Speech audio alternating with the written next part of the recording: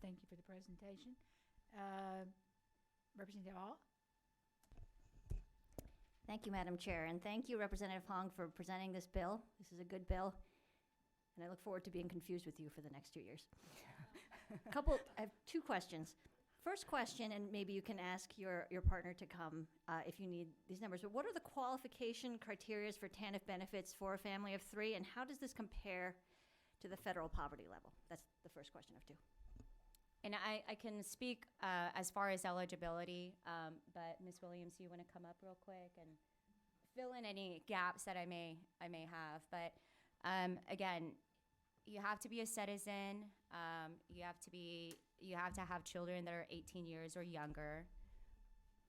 In terms of the income cutoff, I think Is what you're asking. Yeah. So, for example, for a family of 3, so that's a mother with 2 children, you have to have less than $784 a month gross income and less than $1,000 in assets.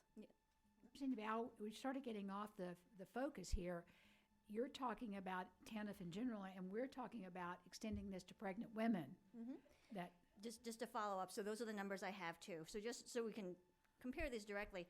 So $784 a month is the equivalent of $9,408 a year, which is quite far below the federal poverty level, which is $23,030 a year. It's about 40% of the federal poverty level. So since we are talking about pregnant women, this is the second part of the question. The goal, as you noted, of extending the TANF benefits to people once they become pregnant is to improve perinatal outcomes, which is something I know that this committee and this body cares deeply about. So the question is, how much effect can we reasonably expect, given that benefits exclude about 60% of families and pregnant people living below the federal poverty level? And also, given that benefits have a lifetime cap, I believe, of 48 months, after which point people cannot reapply for benefits, will there be an extension of that cutoff window, given that we are adding an extra 10 months, since pregnancy is 40 weeks, 10 months at the front end? Are we robbing Peter to pay Paul and excluding benefits later on in a family's livelihood? Thank you,